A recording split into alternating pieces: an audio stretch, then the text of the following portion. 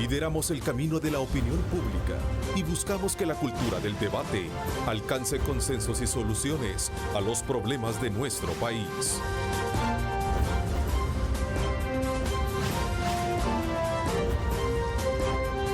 Diálogo con Ernesto López. Hola, ¿qué tal? ¿Cómo están? Gracias por sintonizarnos a esta hora de la mañana. Como siempre, agradecemos a Dios Todopoderoso por darnos ese privilegio de poder ingresar hasta la intimidad de sus hogares. Gracias por sintonizarnos en este martes 19 de febrero. Esta mañana acá en nuestros estudios nos acompaña Josué Godoy, él es diputado del Partido Arena, y también presidente del Grupo de Parlamentarios Jóvenes. Josué Godoy, gracias, bienvenido, qué gusto saludarte. Gracias, Ernesto, buenos días.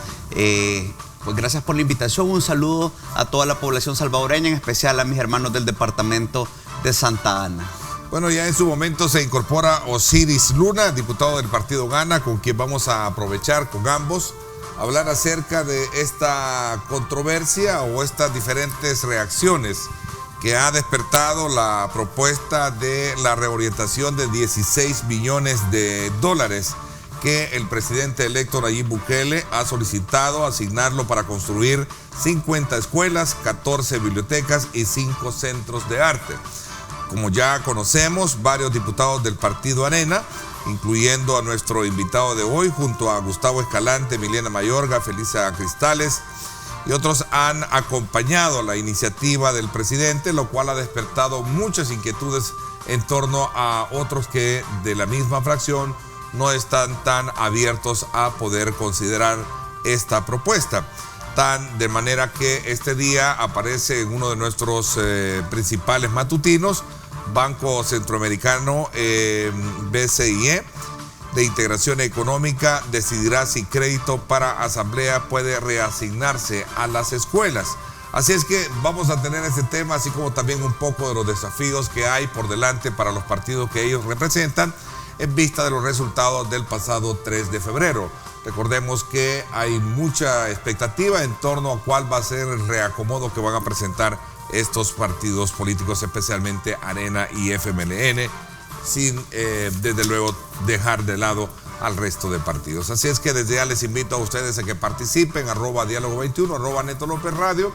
Son las dos cuentas en Twitter que están disponibles para que ustedes participen y puedan formular sus comentarios y preguntas. A ver, Josué, ¿cuál es tu postura con relación a esta solicitud? Entiendo que tú te desmarcas un poquito para de primas a primera considerar que se puede hacer esta reasignación o esta, llamémosle como una especie de partida que ya está aprobada para la que es la construcción del edificio de la Asamblea Legislativa. Pero en fin, ¿cuál es tu postura alrededor de esto? Bueno, en eso, no únicamente en honor a la verdad, yo no fui parte de los diputados que acompañaron el día de ayer esta iniciativa, no porque esté en desacuerdo, sino porque yo creo que tenemos que ser bien sinceros con la población. Existen procesos de formación de ley, que sabemos que los diputados tenemos iniciativa de ley, el presidente de la República a través de sus ministros, y cuando hablamos de reorientar fondos, estamos hablando también de unos fondos que no están en el presupuesto general de la Nación del 2019,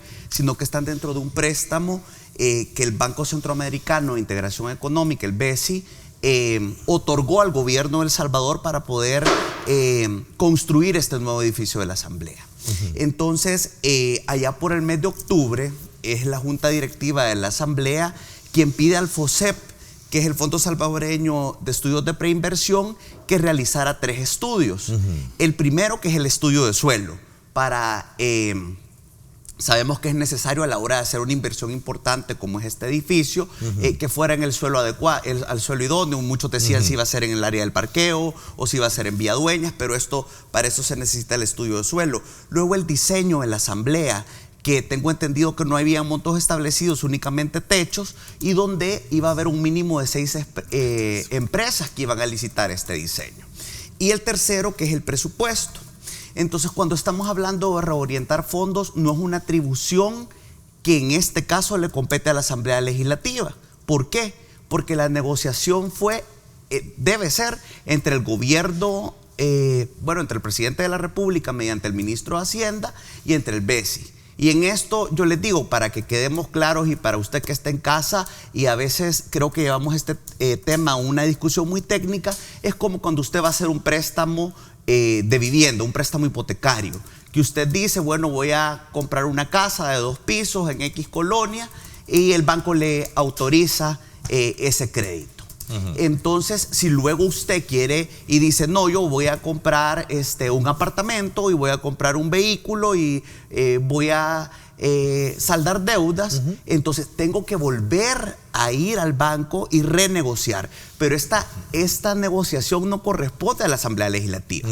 Entonces, lo que hicieron algunos colegas ayer fue emitir un recomendable.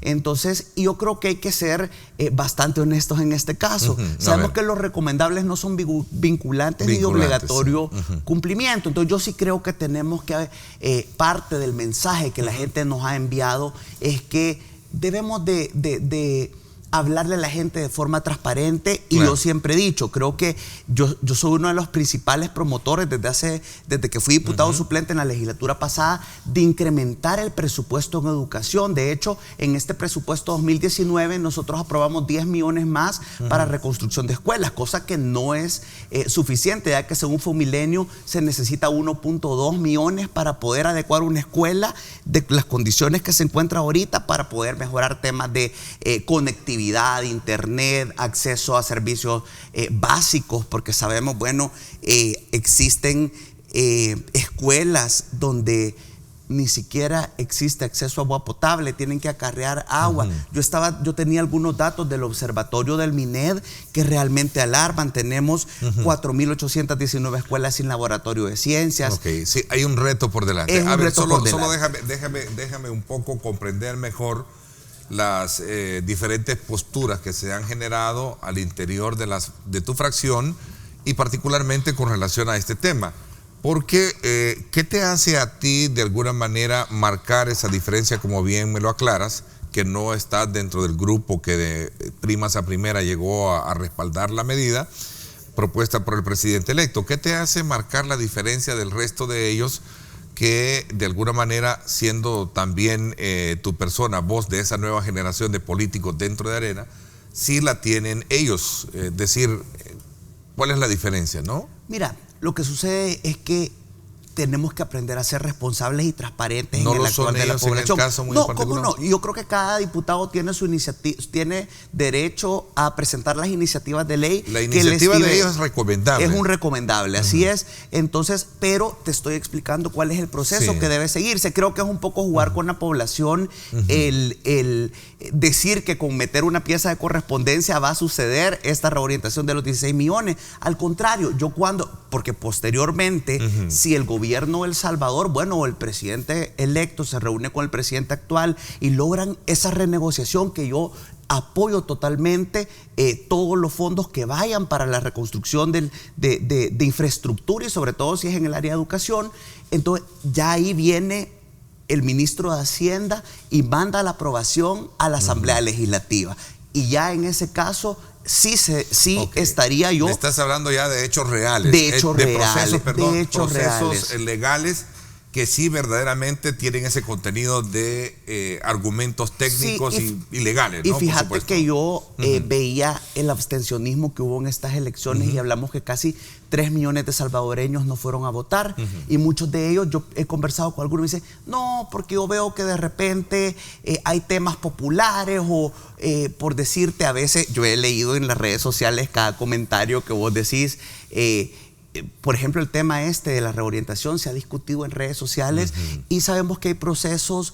Claro, las redes son importantes para informar, entonces para poder tener una retroalimentación. Creo que todos estamos claros que es importante poder dar más insumos a la infraestructura educativa. Entonces, y de hecho, yo les digo una cosa, yo soy un diputado de oposición y lo voy a seguir siendo, un diputado de oposición constructiva. Yo creo que va a haber un momento muy importante donde viene la aprobación del presupuesto general de la Nación del próximo año, donde yo estaría apoyando totalmente que se incremente el presupuesto para educación. Entonces, no solo en infraestructura, sino que en tema de capacitación de maestros, te voy a decir, viendo el observatorio del MINED, estamos hablando de que 4.546 escuelas son multigrados, es decir, que un solo maestro da clases a diferentes grados. También tenemos que el 9.38% de las escuelas tienen un maestro para toda la escuela.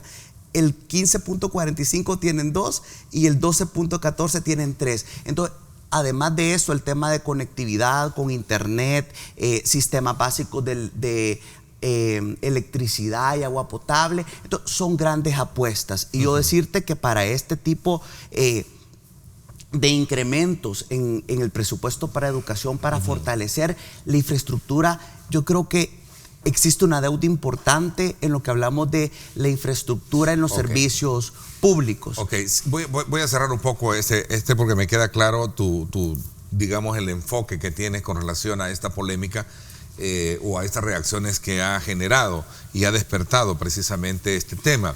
Si en el fondo entonces hay conciencia de que sí hay un problema real en el tema educativo nacional y que pasa no solo por ver el tema de infraestructura, sino como bien tú lo dices, en el tema de capacitación de maestros, de formación de maestros, de formación de alumnos, etcétera, etcétera.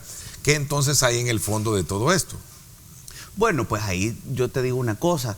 Es importante preguntarle a los mocionantes de yo, como te digo, soy muy respetuoso porque todos tenemos iniciativa de ley, creo que todos tenemos también una agenda legislativa con la cual fuimos a pedir el voto.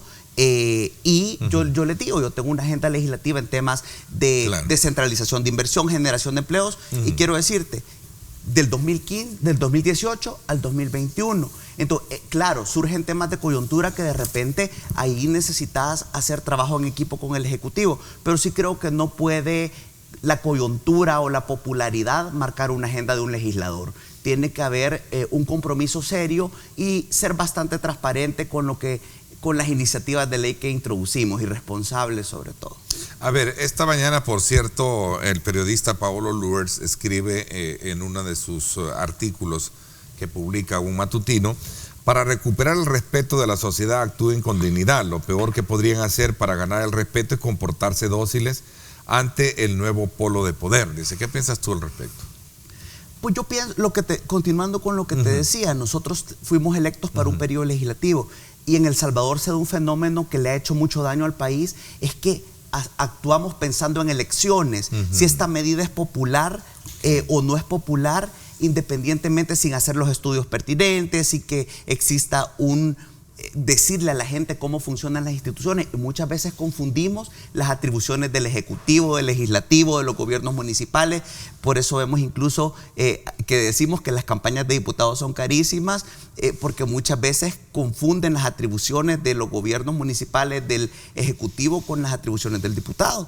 Y vos ves en las oficinas de nosotros diferentes solicitudes, y es importante, y quiero comentarte, yo soy de los que, mire, esto tiene que solicitarlo el Ministerio de Obras Públicas. Con gusto yo puedo meter un recomendable, pero los recomendables no son de obligatorio cumplimiento. Ahí está que yo introduje algunos recomendables hace casi un año al Ministerio de Obras Públicas sobre la reparación de unas calles en el municipio de Santa Ana y aún no las han cumplido. Entonces, así es como yo creo que, y te decía, esos 3 millones de personas casi que no fueron a votar, muchos me decían, es que ya no les creemos, es que nos dan paja. Entonces, la mejor manera de volver a generar confianza en la población es siendo transparentes y enseñándoles cómo funcionan los procesos y sobre todo en la Asamblea Legislativa cuál es el proceso de formación de leyes. ¿Se necesita un edificio nuevo en la Asamblea Legislativa? Definitivamente que sí. Cuéntame un poco. Entiendo que técnicamente hay una versión en la que muchos creen que el dinero es demasiado, sobre todo para la construcción de edificios. Hay otros que sostienen, al menos esto es lo que se ha manejado en las últimas horas,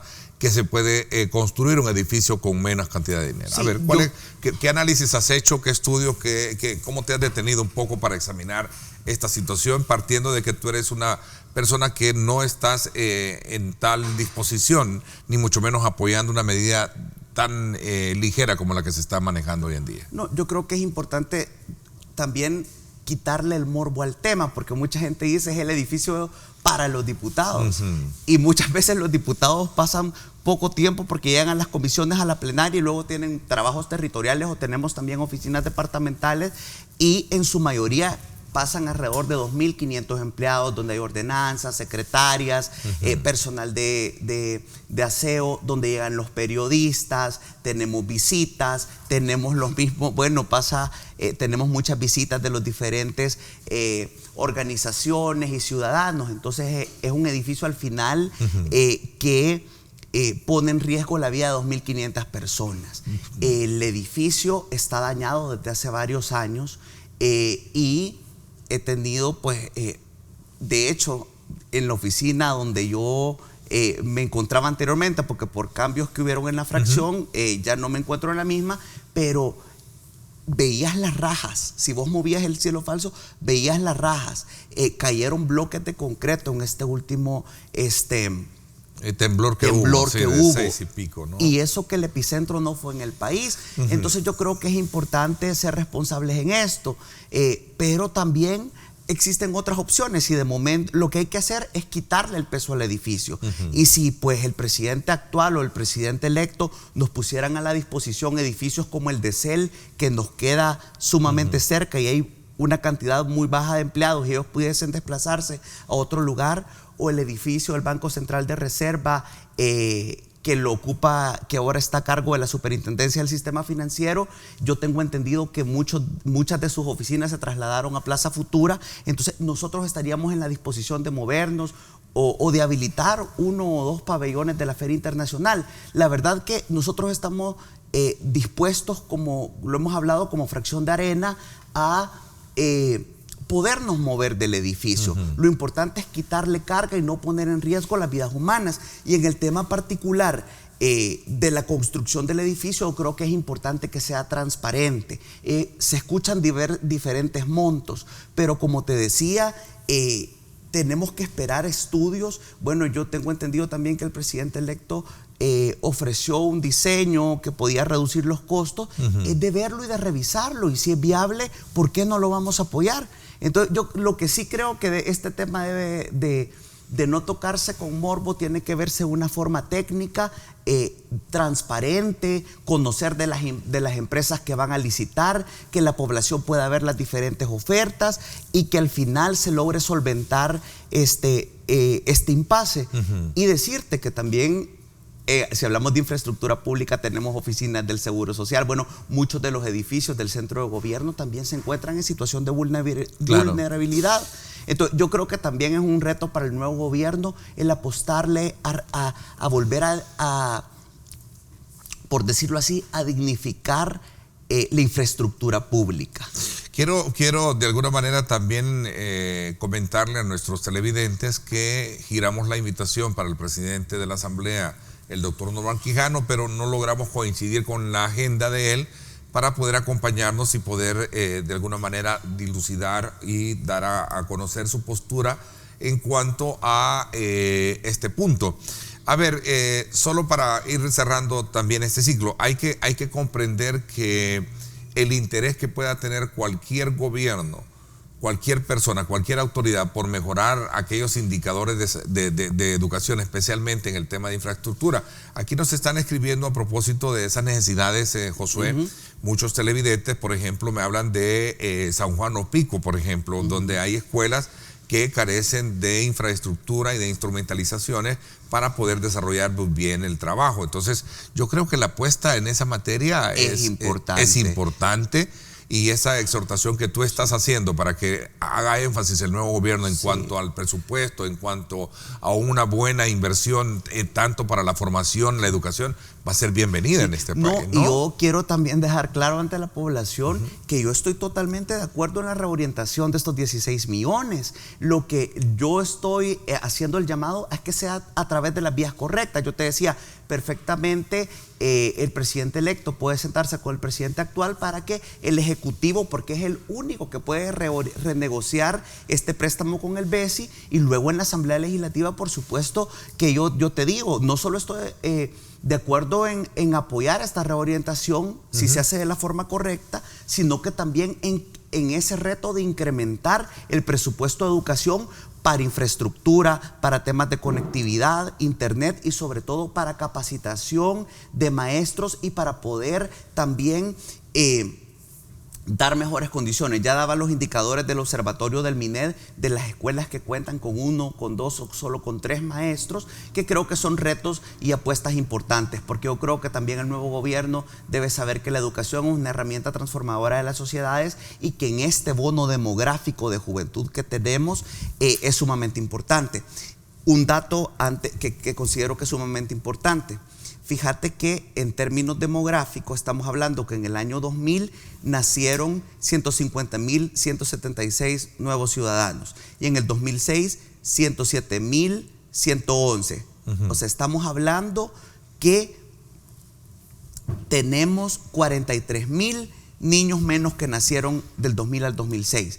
¿Qué te quiere decir? Que ahorita la primaria y la secundaria tienen menos demanda que los bachilleratos. Así que creo que también es importante que a la hora de priorizar en la construcción de nueva infraestructura educativa se prioricen los bachilleratos, porque es quien ahorita tiene la cantidad más amplia y es donde existen también muchos factores de deserción. Entonces, son temas. Por eso creo que es importantísimo que le apostemos a reforzar la infraestructura educativa, que se haga de las formas correctas. Y en otros niveles. Por ejemplo, fíjate que Manuel Barahona nos escribe acá desde San Juan Unualco, dice, hay una escuela, Ernesto, que tiene 50 profesores, dice, y menos de 100 alumnos. Estos son temas que deberían de alguna manera tratarse para eficientizar el tema de la educación en el país. Sí. También, por acá teníamos otra, mi pregunta es, ¿por qué si el edificio hace muchos años por qué no lo repararon en ese momento? Cuando estaba el FMLN, Arena, estaban en el poder, no lo hicieron, solo que hasta ahora que se hace la presentación y a la vuelta de tomar posesión el nuevo presidente. Me parece que esa es una de las grandes preguntas también que se hace, es decir, ¿por qué si todo este tiempo atrás ha estado bajo esa categoría, por qué no se ha hecho y por qué hasta ahora está de alguna manera tratándose de llevar a cabo esta construcción de este edificio? Sí, fíjate que esa es una de las preguntas que yo me realizaba hoy que llegaba en esta legislatura como diputado propietario, mi primera legislatura. Creo que es un tema tal vez que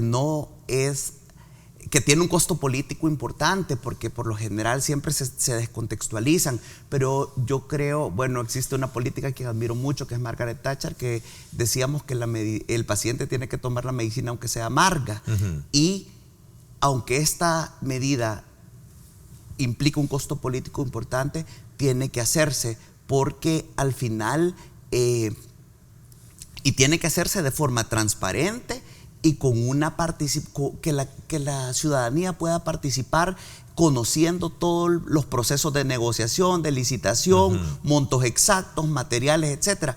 Pero yo creo que es algo que no se tuvo que haber esperado tanto. Desconozco a los colegas que estuvieron anteriormente en junta directiva por qué no tomaron la decisión, pero sí creo que es importante ahora que se haga esta inversión. Y te digo, incluso para nosotros como diputados, el apoyarlo o no, incluso genera algún tipo de desgaste. Pero por eso es que es importante hablar con cifras, con estadísticas, que conozcan cuál es el proceso hoy que ha surgido esta propuesta de reorientar, que me parece muy positiva.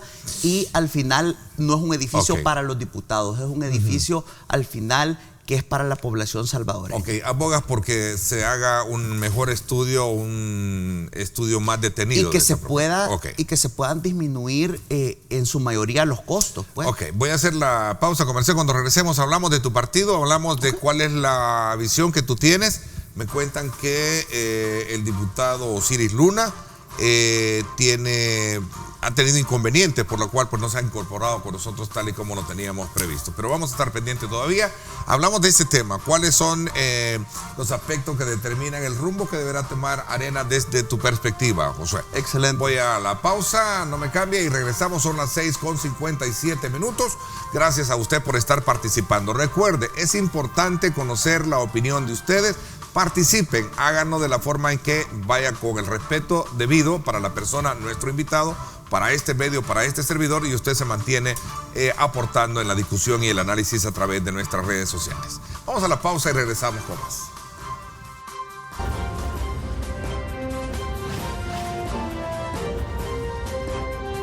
Diálogo con Ernesto López.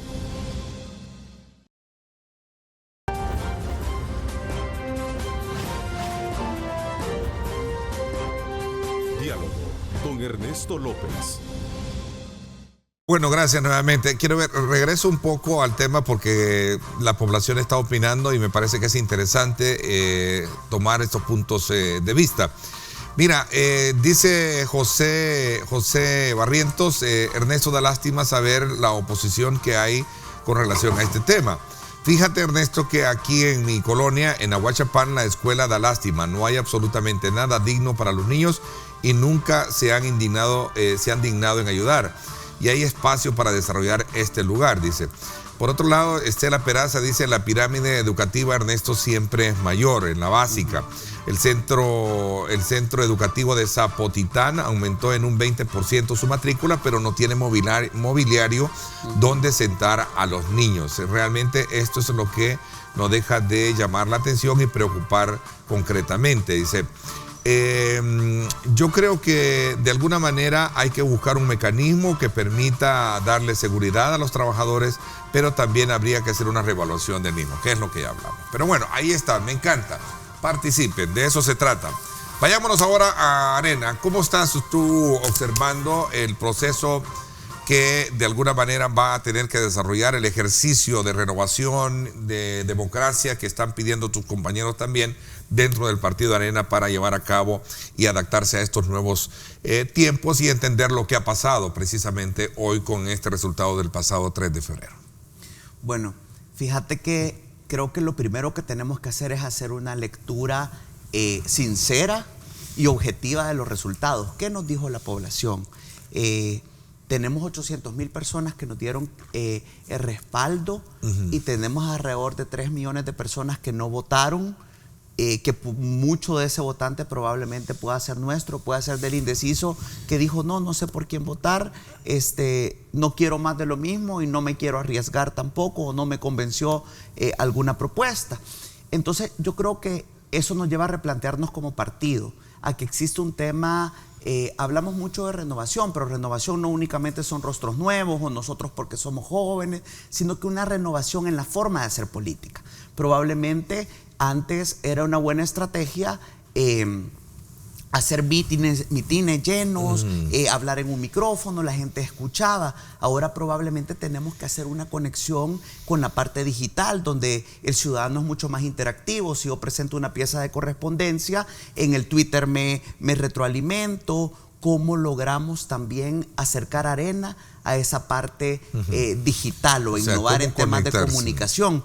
Porque es para el ciudadano ahora mucho más práctico estar en su teléfono, compartir sus opiniones, que ir probablemente a una sede de un partido o ir a un mitin. Entonces, esos son temas importantes que hay que hacer. También temas importantes como el medio ambiente, los intereses de la juventud, los grupos vulnerables y otros temas que cada vez van tomando más protagonismo dentro de las sociedades. ¿Desde qué punto de vista ves ese tema en particular de cómo los partidos políticos y especialmente Arena debe de tratar estos puntos que son frágiles, que son muy sensibles a la hora de tocar sectores versus las necesidades de la población? Porque creo que a eso te refieres, ¿no? Sí. En la que el partido político no debe de estar ausente de tocar y abordar temas y darle respuesta a la población sobre realmente lo que le conviene, ¿no? Sí, yo creo que ahí es donde, bueno, nosotros con algunos amigos del partido, como el diputado Fernando Bautista, la diputada Marcela Villatoro y otros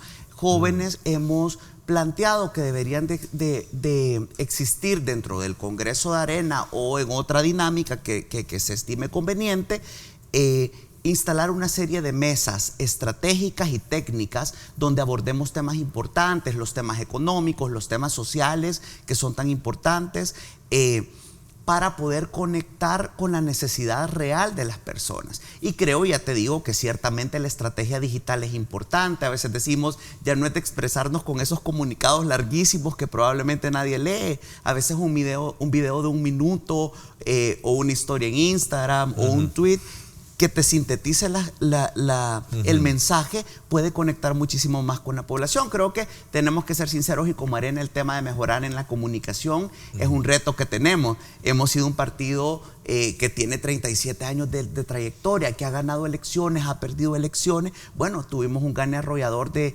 diputados y alcaldes en el 2018, que hoy por hoy nos mantiene como la primera fuerza política en la Asamblea y la primera fuerza política en los gobiernos municipales, y tuvimos un resultado donde perdimos las elecciones de presidente. Entonces, esa es la democracia. Y tenemos que respetar y saber leer, porque un partido político que no se renueva está destinado a disminuir en la participación, ¿verdad? Y sabemos que en una democracia representativa los partidos políticos son los vehículos para transformar las sociedades. Entonces, por eso, si nuestro vehículo para llegar a esta representatividad es Arena, tenemos que luchar porque Arena se transforme. Entonces, yo decía, si diputado independiente ahorita solo hay uno en la Asamblea Legislativa. Entonces, es un reto para todos los que formamos parte de Arena a transformar nuestro partido. ¿De qué transformación estás lo que te decía, hablando?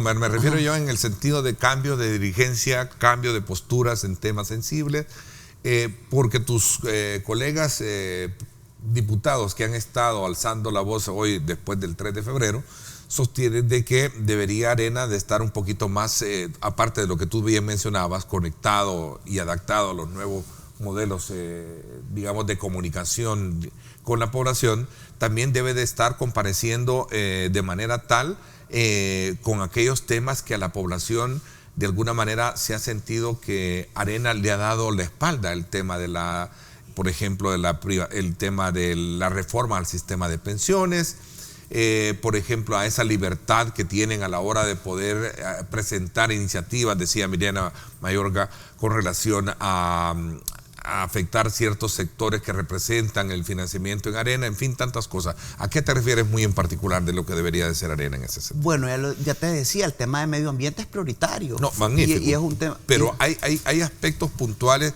que tú crees que debería de generarse, como por ejemplo la ley de agua.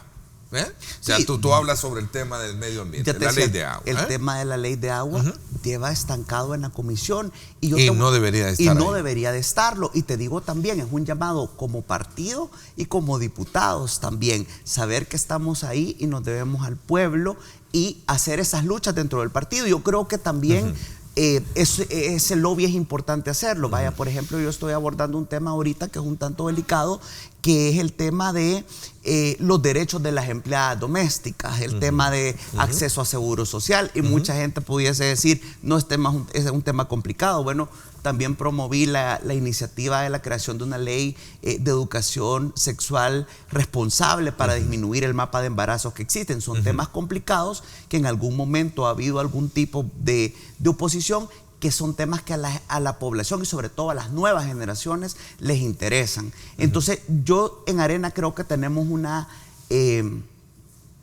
por decirte, qué es lo que nos hace grandes, una gran riqueza, que es la diversidad de pensamientos. Tenemos colegas que tocan los temas de medio ambiente, tenemos colegas, y te voy a decir, habemos personas muy progresistas de una corriente mucho más liberal, y hay personas conservadoras. Y lo importante es que tenemos 37 voceros hablándole a diferentes sectores. Ahora, el problema que hemos tenido a veces es saber administrar esas diferencias. Y ese es un reto para el nuevo COENA. Y yo quiero decirte que el nuevo COENA, uno de los... Lo que queremos, o puedo hablarte por mí, y sé que muchos de las nuevas generaciones de Arena queremos que ya el COENA no le quede a un solo grupo de poder, sino que haya representatividad del sector juventud, de las mujeres, de los obreros. Actualmente no existe eso. Fíjate que como las planillas estaban, por decirte así, y hay que ser bien honesto, representaban diferentes grupos del partido, que es válido, pero quisiéramos, de repente yo planteaba una reforma a los estatutos para que pudiésemos tener una especie de lo que se tiene en los gobiernos plurales, que si la planilla 1, la 2 y la 3, según el número de votos que representan, puedan formar un solo COENA. ¿Por qué? Porque vas a obligar de alguna manera a trabajar a todos los sectores, a que sea un COENA mucho más democrático y con el que todos puedan conversar. Y es importante que por lo que te decía, de que creo que este proceso puede servir a Arena para que salga enriquecida y fortalecida. Y es un reto también para los alcaldes y diputados que estamos ahorita actualmente fungiendo, que nuestro comportamiento, nuestro actuar, las iniciativas, nuestras agendas legislativas. Yo te digo, para quedar de diputado, yo recuerdo que muchos presentamos agendas legislativas con temas específicos, que le dijimos a la gente, voy a legislar para hacer esto y esto y esto. Entonces, el cumplimiento de estas agendas va a decir mucho para que podamos tener resultados positivos en el 2021. Josué, ayer 3 asesores del Partido Arena defendieron sus cargos en la dirigencia. Eso a raíz de los señalamientos que hizo el exdiputado Juan Valiente, de que hay un grupo de asesores de la fracción legislativa que además son miembros del Consejo Ejecutivo. Y ahí están los nombres: Celín Galaví, Carolina Ramírez y también Rolando Alvarenga. Ellos salieron al paso en un comunicado en donde decían que las asesorías que hemos realizado por contar con las credenciales, porque cuentan con las credenciales profesionales. ¿Qué piensas tú de todo este tipo de situaciones que en algún momento tus colegas diputados también han hecho, de que hay que comenzar por sanear y limpiar de corrupción la casa? ¿Qué piensas tú? Mira, yo creo que es importante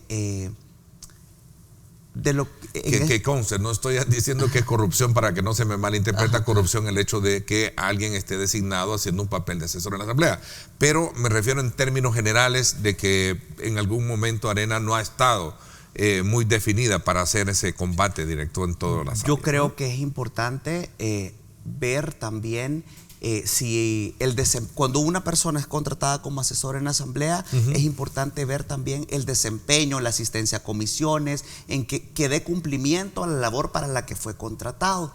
Entonces, si estos lo han hecho, pues no, creo que no existe ningún problema. Yo particularmente he tenido la oportunidad de trabajar muchos temas con la licenciada Carolina Ramírez, quien por lo general, incluso cuando hemos tenido reuniones de comisión, siempre de trabajo, siempre me dice, espere, salgo de comisión y llego a su oficina. Entonces, porque hemos trabajado diversos temas. Si ellos dan cumplimiento a las obligaciones para las que han sido contratados como la Asamblea Legislativa, está perfecto que ellos puedan aspirar a un cargo de dirigencia. Entonces, yo creo que el problema sería si estos no han cumplido, ¿verdad? Entonces, ya eso tiene que ser la población quienes indaguen para ver, y pues el exdiputado Juan Valiente tendrá que expresar la opinión ante este comunicado que ellos dieron, ¿verdad?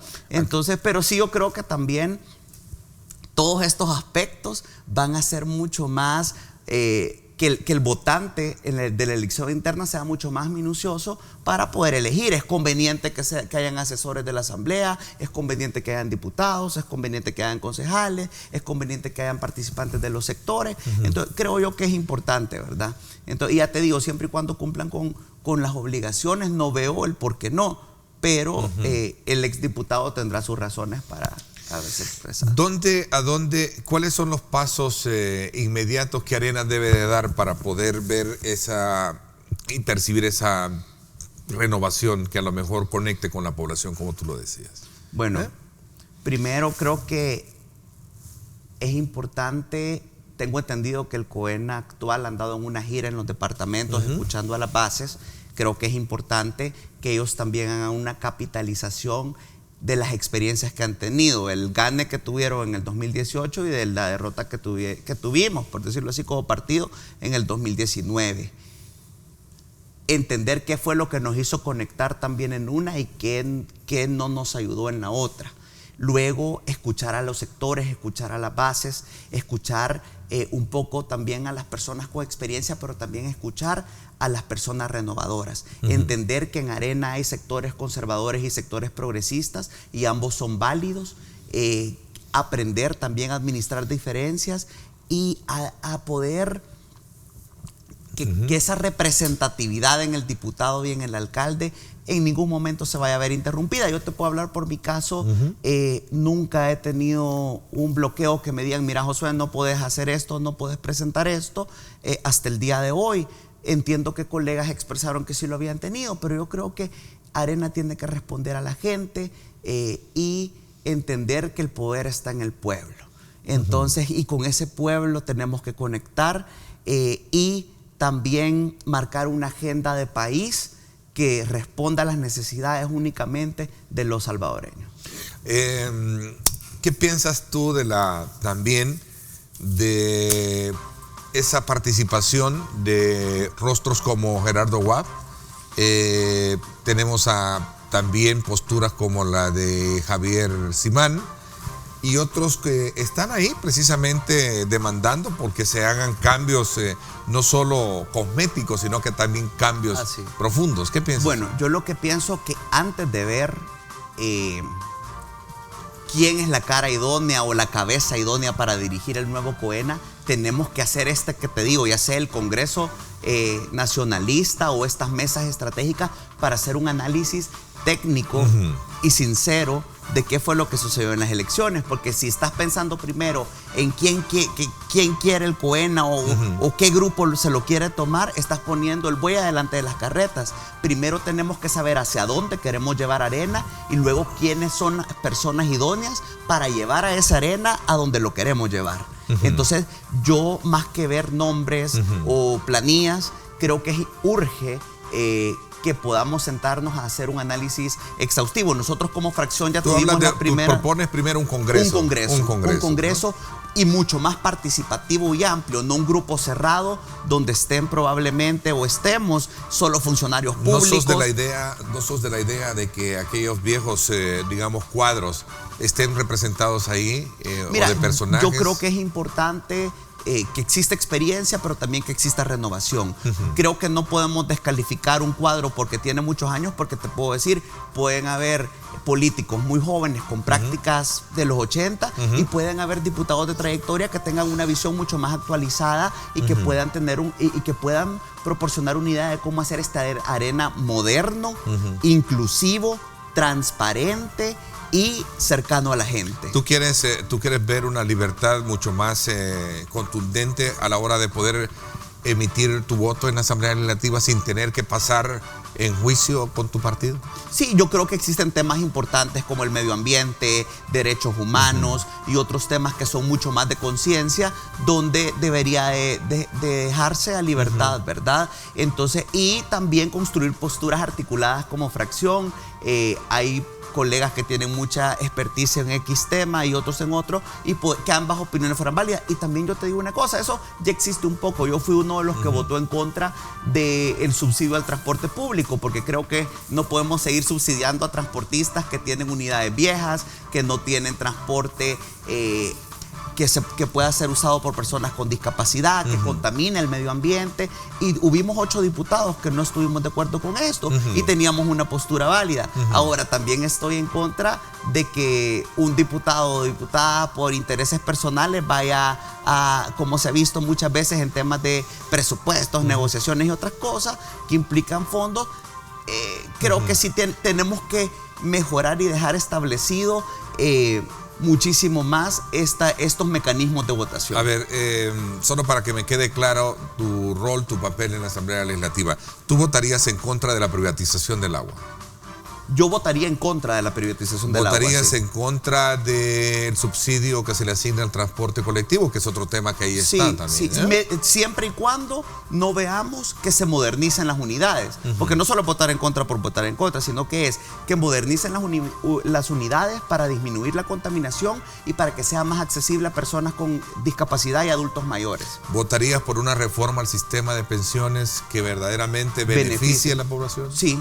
Totalmente. Yo creo que es necesario realizar una reforma al sistema de pensiones, donde en realidad los ahorros de los trabajadores se inviertan idóneamente y que el trabajador, ese ahorro que tiene con esfuerzo y trabajo, la rentabilidad sea a beneficio del contribuyente. Bueno, creo que el ejercicio de esta mañana me ha permitido conocer más cuál es tu postura con relación a este tema que están ahí precisamente pendiendo de la discusión en la Asamblea Legislativa y de lo que puede ser el futuro en la Asamblea Legislativa, en el partido Arena con relación al tema de la renovación. Te agradezco que nos hayas acompañado, lamento que no haya estado con nosotros Osiris para podernos también dado su punto de vista, pero bueno, será más adelante. Gracias por acompañarme, Josué. Gracias, Ernesto. Igual un saludo a toda la población salvadoreña y les deseo un feliz martes. En la segunda parte del programa hay un problema en el país de fiebre tifoidea. ¿Qué está haciendo la autoridad de salud para contener este tema? Vamos a hablar de eso cuando regresemos. Entérese usted. Vamos a tráfico, por cierto.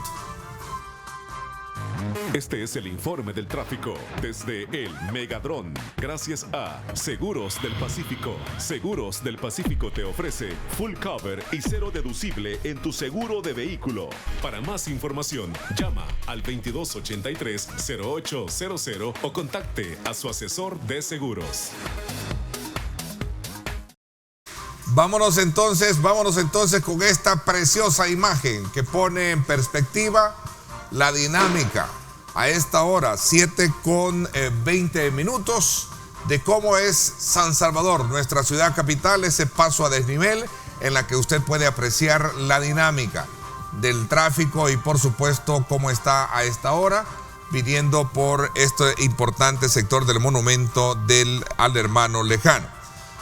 Donde se unen precisamente el Boulevard Los Próceres, la 49 Avenida Sur, la calle a Montserrat y por supuesto la autopista a Comalapa. Así está ese punto de encuentro para que usted tome en consideración el tráfico a esta hora de la mañana. Gracias por sintonizarnos. Preciosa imagen, gracias a nuestro Megadrón. Este es el informe del tráfico desde el Megadrón. Gracias a Seguros del Pacífico. Seguros del Pacífico te ofrece full cover y cero deducible en tu seguro de vehículo. Para más información, llama al 2283-0800 o contacte a su asesor de seguros.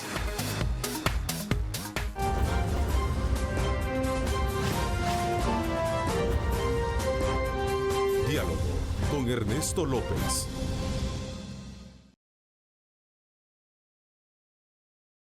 Estás viendo Diálogo con Ernesto López.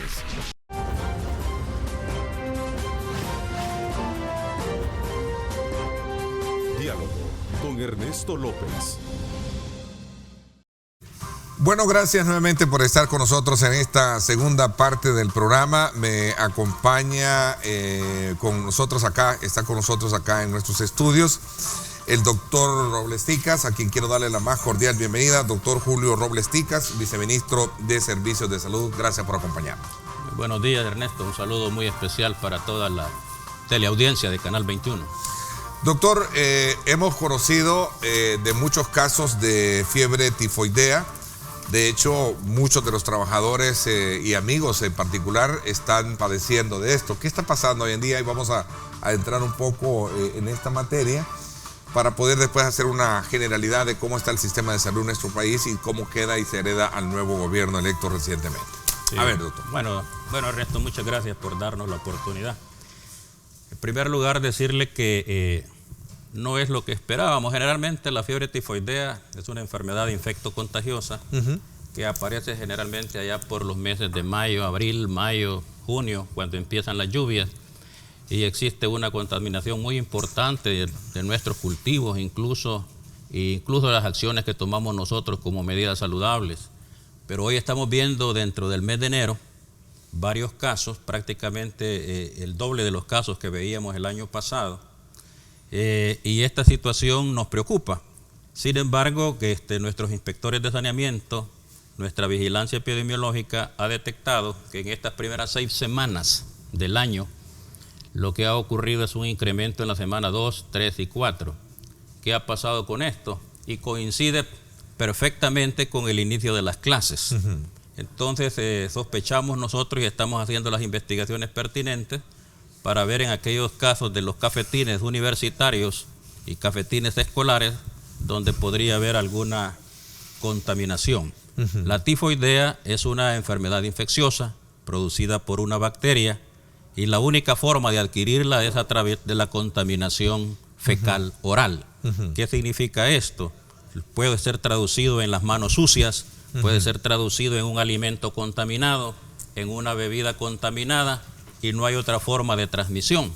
Bajo ese esquema puedo decir que en este caso lo que ha fallado es las medidas higiénicas para tratar de preservar o que no nos dé esa enfermedad. Bajo este esquema, el Ministerio de Salud está tomando todas las medidas pertinentes porque en realidad la tifoidea, tal y como se presenta siempre, es una enfermedad de escolares y de adultos jóvenes, y esta situación la hemos notado en estas 3, 4, 5 semanas, que los pacientes que han presentado fiebre tifoidea son personas entre los 10 y los 39 años, o sea, personas escolares y personas económicamente activas. O sea, los mayores impactos estaban ahí. Los mayores impactos. Este cuadro creo que nos está, como de usted alguna puede manera, ver ahí, menores de 9 años y mayores de 50 años prácticamente no están padeciendo la enfermedad, sino que los casos que se han presentado en esta población económicamente activa y en escolares, los que nos hace sospechar que de 10 a 40 sería, sí, ¿verdad? De 10 a 39. De ¿no? 10 a 39 años, que es el tabulador que llevamos, donde se presentan la mayoría Esto de fue hace 15 días. Esto fue hace 15 días, porque ahorita estamos cerrando o iniciando la semana octava. Hemos cerrado la séptima, que mañana vamos a dar los casos actualizados, pero según las tendencias no tenemos mucha variación, aunque podría decirle, por ejemplo, en la semana sexta, que es la semana antepasada, tuvimos un ligero descenso de los casos y esperamos que este descenso se mantenga, porque nuestra población debe tomar todas las precauciones fundamentales para prevenir esta enfermedad. Esta enfermedad es delicada. Esta enfermedad es grave, no hay que tomarla a la ligera. Es una enfermedad que afecta principalmente al intestino, pero también al corazón, a los pulmones, al cerebro y todas las partes del cuerpo, porque en todas partes hay tejido linfoide. Y bajo ese esquema produce alteraciones de miocarditis, de meningitis, de neumonitis, incluso produce perforación del intestino. Las complicaciones de esta enfermedad no se ven generalmente en los primeros 2 días, 3 días. Eso es bien importante y pongan atención, amigos televidentes.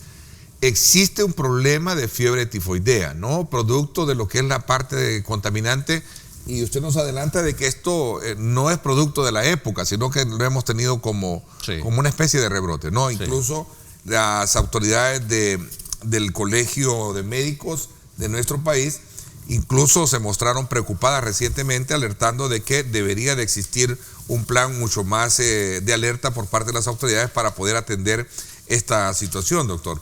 ¿Qué significa esto? Y a dónde quiero llegar con el comentario es a que sepamos que tenemos que tomar las debidas precauciones. Decía el doctor Milton Brizuela, presidente del Colegio Médico, sabemos que para alguien que está en el Ejecutivo le cuesta aceptar las alertas. ¿Por qué piensan que les puede afectar electoralmente? ¿Es esto? No. Sí, no, la traducción de este caso no es para alarmarse. Mire, la situación es esta. El Seguro Social ha reportado 87 casos. Nosotros en el Ministerio de Salud hemos reportado 60 casos. Bajo este esquema podemos decir, no estamos en una epidemia, no estamos en nada alarmante. Lo que nos preocupa como Ministerio de Salud es que se presenten casos de esta proporción, digamos, en este tiempo, que no es lo esperado. Y la situación nos lleva prácticamente, usted va a ver los 262 municipios, muchísimos municipios no están afectados. Andan alrededor San Salvador, La Libertad, Santana, esos son los más afectados. ¿Por qué? Porque usted ve en la traducción en este grupo etarios, son gente universitaria, son gente que va a las escuelas y que vamos empezando clases. Por eso es que hemos tomado las medidas para revisar en parte estos cafetines, porque puede haber algún grado de contaminación en ellos. Entonces se descarta que haya una epidemia o epidemia una situación crítica. Incluso la tendencia es a la caída. La sexta semana tuvimos una caída brusca y esperamos que se sostenga esto a partir de la séptima semana. Tratar la manera de ser evidente en esto, pero hay muchos compañeros acá en la empresa también que tienen ese problema, no están acá, ¿no? Y así conozco también de otros casos en lo particular, ¿no? Claro. No, lo importante en fiebre tifoidea son las medidas de prevención. Acuérdense que hay contaminación de las manos. La medida más efectiva para prevenir estas enfermedades es el lavado de manos riguroso y constante. Y no ingesta de alimentos, en cualquier lugar. Los alimentos tienen que prepararse en casa, bien cocidos, de preferencia comérselos calientes, pero si no se puede, no ingerir alimentos de dudosa procedencia, no comer sorbetes en la calle, no comer minutas en la calle, no comprar alimentos que han estado a la intemperie, expuestos al sol, a la basura, a la contaminación, y esto es lo que va a favorecer que la presencia de esta enfermedad. Si uno toma esas precauciones, no hay otra forma de contaminación de la fiebre tifoidea. Le voy a hacer una pausa comercial, entonces, y también conocimos recientemente, cuénteme así brevemente lo del sarampión. Este es otro tema que se dio a conocer, que hay casos de aparecimiento. Entiendo que el sarampión es una enfermedad que ya está prácticamente fuera de lo que es el canon de tratamientos. Hablamos de esto cuando regresemos, quizás, para que ampliemos un poco estos 7:32 minutos. Gracias por estar con nosotros.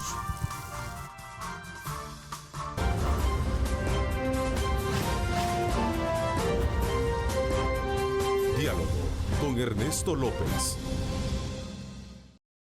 Estás viendo Diálogo con Ernesto López.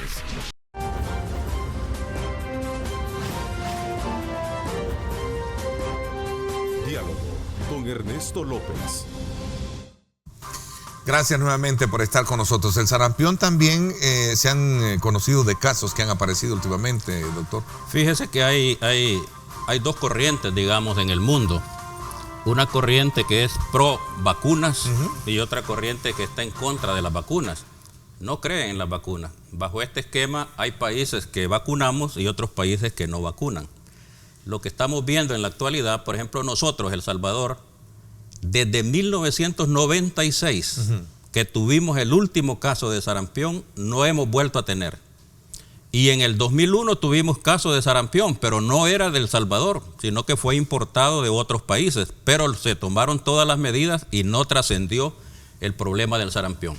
El sarampión en este país no está presente desde el año 96 y podemos decir con toda seguridad que nuestro sistema de vacunación protege y tiene una cobertura muy importante en nuestros niños.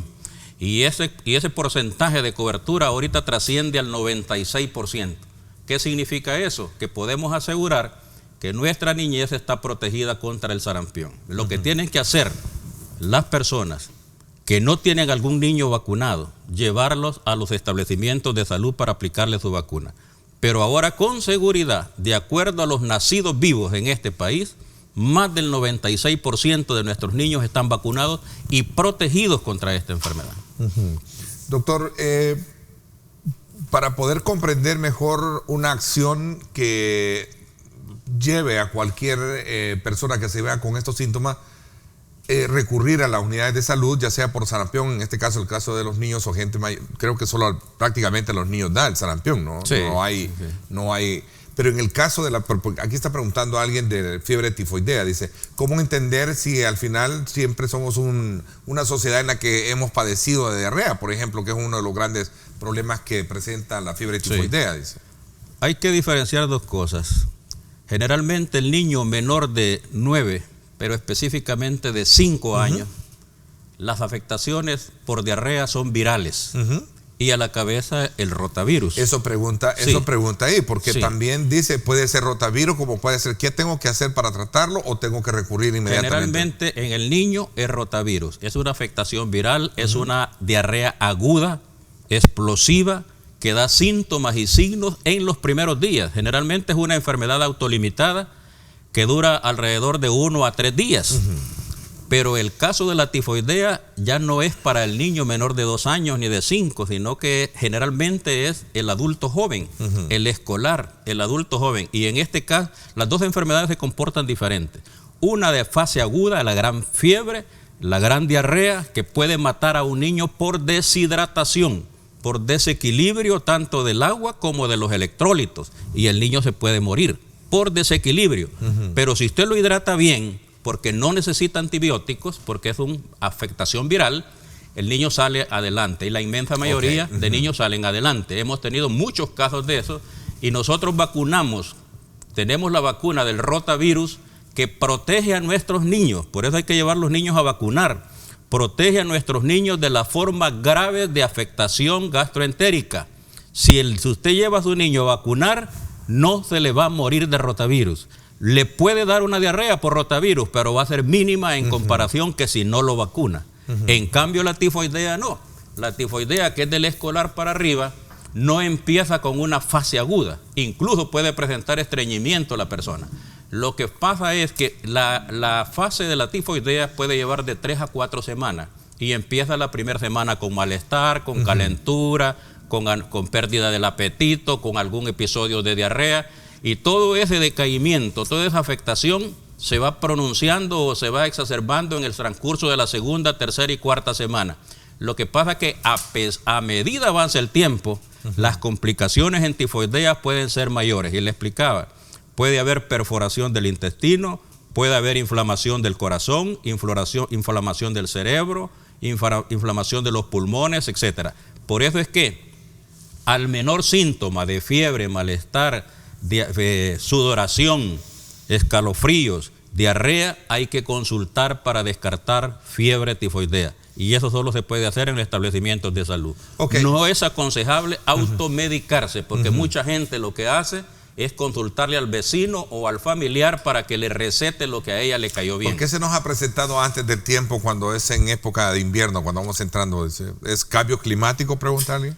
Lo importante aquí es la vía de contaminación. ¿Por qué me contamino yo? Porque he consumido alimento o he consumido líquidos contaminados con la Salmonella typhi, que es la salmonela que produce la tifoidea. Entonces, que es la bacteria que produce la tifoidea. Y eso únicamente se adquiere en manos sucias, en manos contaminadas, en alimentos contaminados y en líquidos contaminados. Si usted ha tocado eso, ha comido eso, con seguridad se puede infectar de fiebre tifoidea. Ahora, ¿no hay una pasividad de salud ante esta epidemia, como entonces lo dice el Colegio Médico? En primer lugar, no hay epidemia, y en segundo lugar, no hay pasividad. Nuestros servicios de salud están atentos, están educando a la población que consulta, se le dan las indicaciones, se le visita, incluso los inspectores de saneamiento hacen visitas a los restaurantes, dan capacitaciones a la gente que prepara alimentos, pero es imposible controlar una gran cantidad de gente que prepara alimentos y las venden en las calles. Allá la responsabilidad individual de cada persona de someterse al riesgo de consumir alimentos preparados en la calle y expuestos en la calle, aún sin taparlos, sin calentarlos, sin nada, y así los consume. Esa es responsabilidad individual.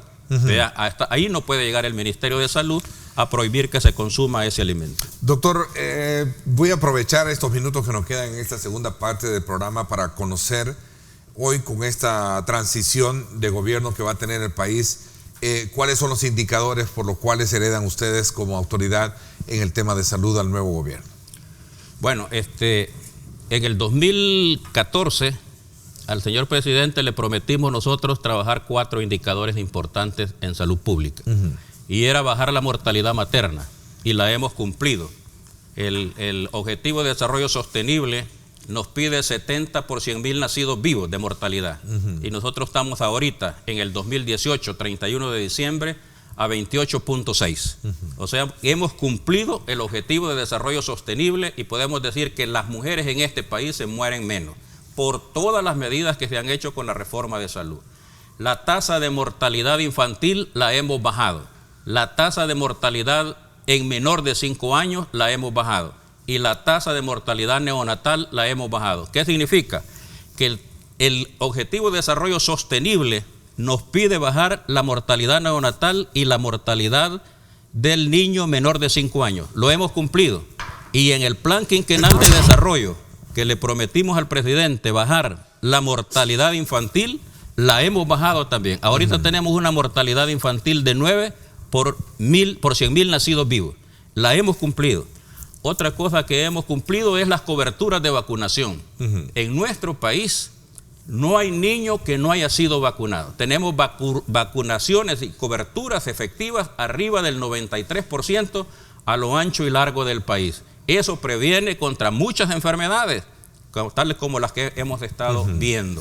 Entonces podemos decir, hemos cumplido los indicadores que nos hemos trazado, hemos facilitado y puesto y roto la barrera geográfica de la salud. De 377 unidades de salud hemos pasado a 756. hemos llevado la salud hasta el último rincón de nuestro país. Hemos hecho 6 hospitales. Los hospitales que nos quedaron a un 20% de construcción, Zacate, San Vicente, Usulután y San Miguel, los hemos terminado. Y hemos hecho 2, La Unión y el Hospital Nacional de la Mujer, 9 sitios. Entonces, ¿qué significa? En infraestructura le hemos dotado a la población de más servicios de salud. Le hemos formado su centro de radioterapia contra el cáncer. Nunca había existido en este país. Hoy ya llevamos más de 1000 aplicaciones porque lo inauguramos en abril y está funcionando completamente gratis, porque ese es el principio sobre la base de esta reforma de salud. La gratuidad. Hay que aceptar una cosa, y con eso hay que ser contundentes. Ningún sistema de salud pública en el mundo es perfecto. Ningún sistema de salud pública en el mundo es perfecto. Pero lo que tenemos en este sistema público de salud es completamente gratis para la población. Lo que tenemos. No tenemos algunas cirugías, no tenemos algunos medicamentos, no tenemos algunos tratamientos, es cierto, pero los que tenemos son completamente gratis. Incluso se estableció la ley de medicamentos que nos ha permitido que nuestra población de su bolsillo se ahorre aproximadamente los más de 6 millones de habitantes de nuestro país, nos ahorramos anualmente más de 60 millones de dólares por año. Doctor, ¿es factible el tema en perspectiva de salud que tiene que ver con mejorar el presupuesto de acuerdo a los próximos años como viene? Eso es o sea, es prioridad, debería de serlo, es obviamente. Más hospitales, más dinero, más médicos, más dinero, más médicos, más dinero, es decir, más enfermeras, en fin. Todo tiene que ver con presupuesto. Exacto, esa es una de las principales apuestas que le quedan al próximo gobierno. La apuesta de mejorar el presupuesto. Voy a hacer una pausa y hablamos de esto cuando regresemos. 7:44, gracias por estar con nosotros.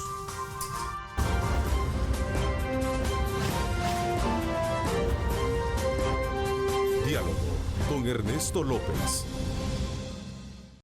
Estás viendo Diálogo con Ernesto López. El futuro es imaginar, es pensar en grande. Prepárate hoy, estudia en la UFG y amplía tus oportunidades. UFG, tecnología, innovación y calidad. Bueno, gracias nuevamente. Aprovechamos estos minutos para conversar seguir nuestro enfoque con el doctor Julio Robles Tica, viceministro de Servicios de Salud, que es el tema del presupuesto.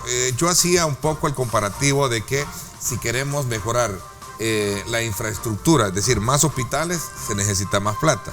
Si necesitamos dotar de mayores medicinas, necesitamos más plata. Si necesitamos incorporar más médicos, necesitamos plata.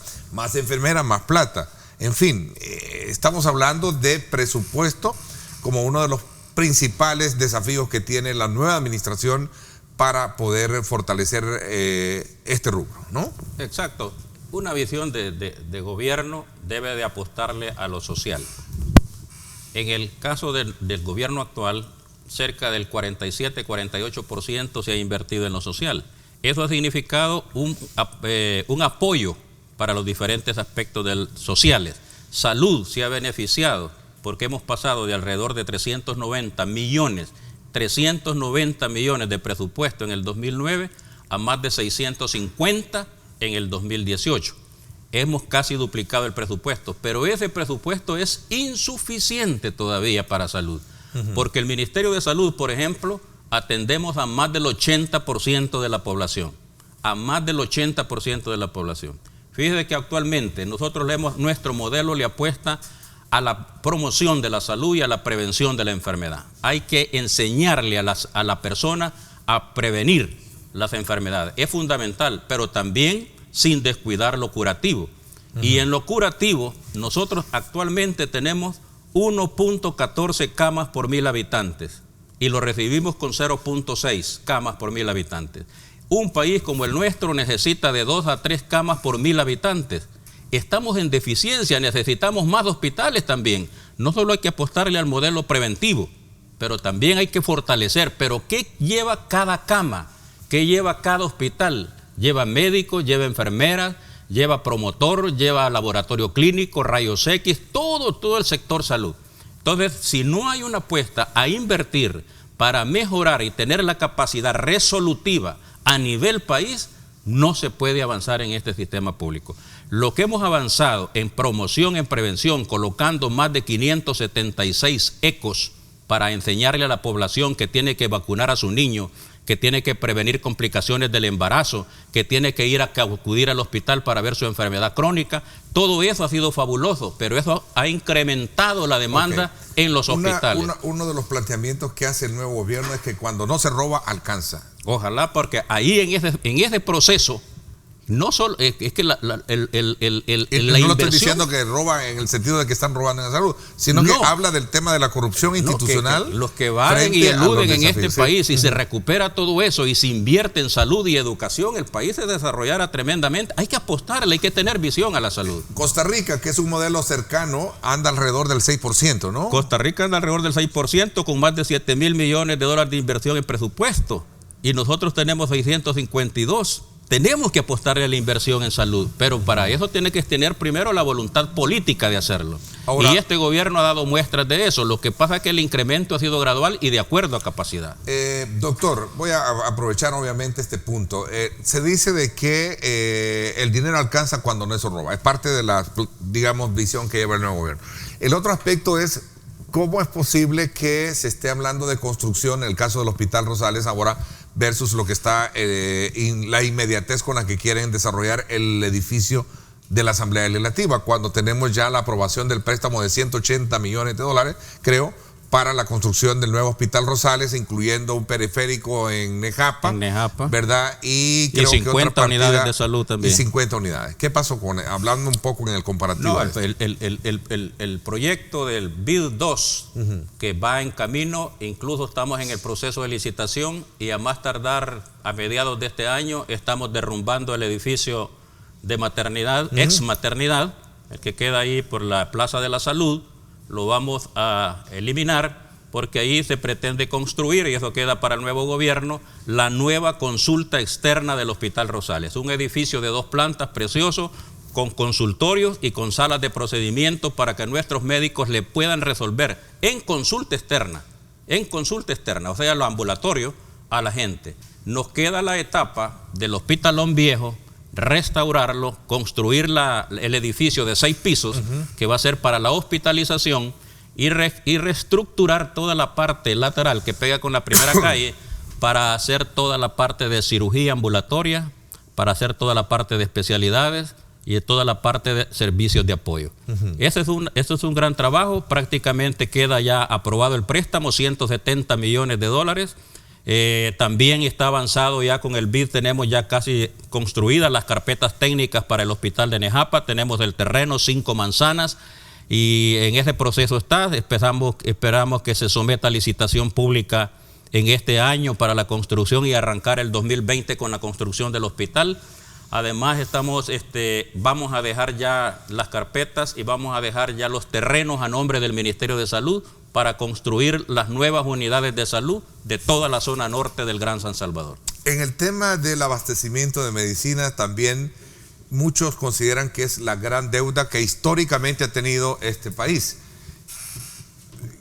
¿Qué piensa usted al respecto sobre ese? Yo creo que nosotros vamos a dejar 2 grandes deudas para las cuales el gobierno futuro tiene que enfocarse en salud, y es mejorar el trato a la población.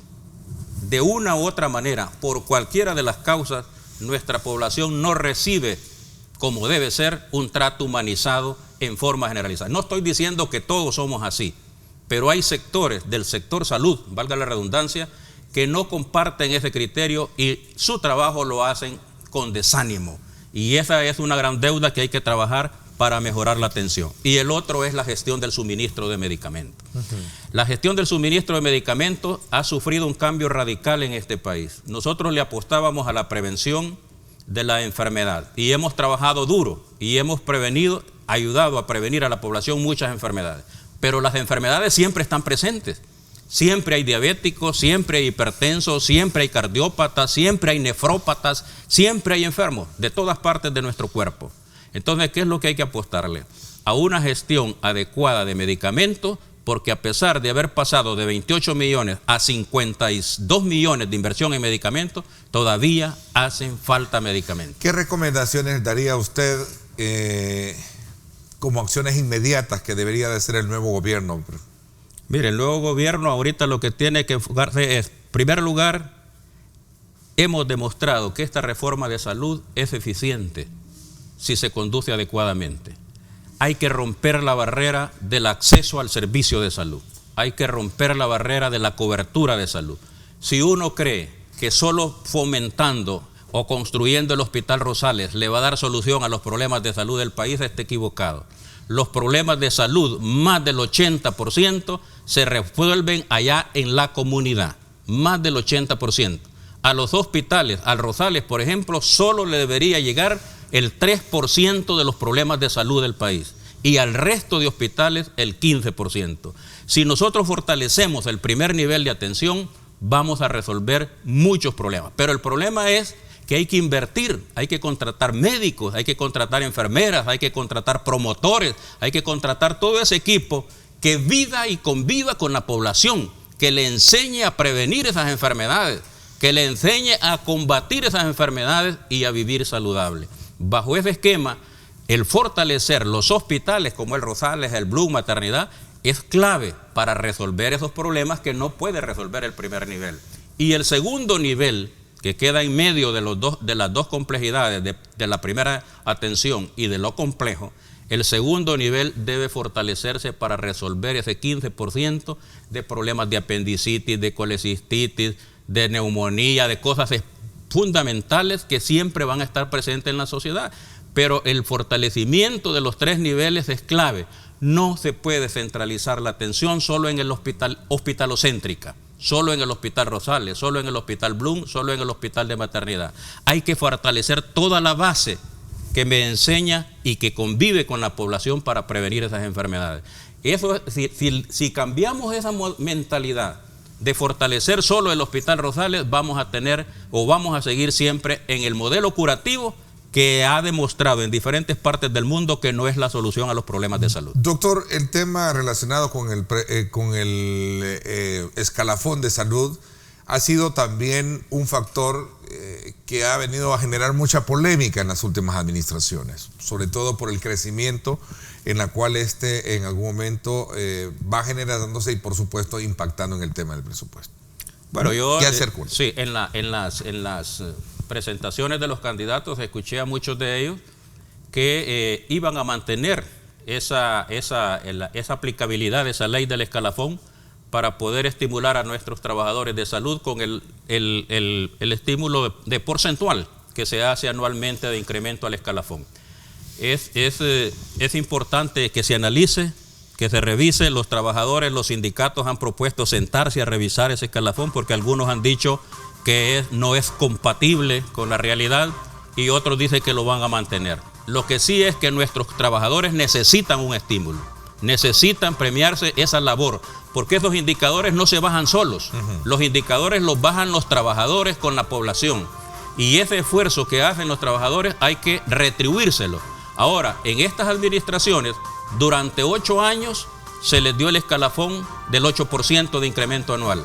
Los 2 últimos años tuvimos problemas, pero en este año, por ejemplo, a la inmensa mayoría se les ha dado el 8%. En este 2019, los que ganan menos de $1,000 están recibiendo el 8% de incremento.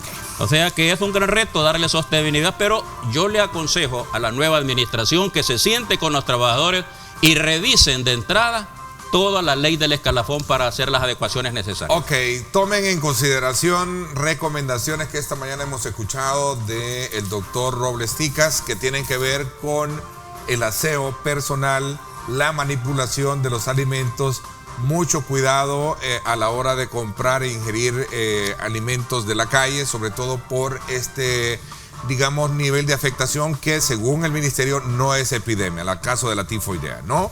Son casos un poco aislados, pero no hay que bajar la guardia, creo. Exacto. Eso, ¿no? Gracias, le agradezco el tiempo que nos haya dado. Ernesto, saludos. Gracias a ustedes también, pásenla bien y como siempre recuerden lo más importante, amar a Dios sobre todas las cosas. Lideramos el camino de la opinión pública y buscamos que la cultura del debate alcance consensos y soluciones a los problemas de nuestro país.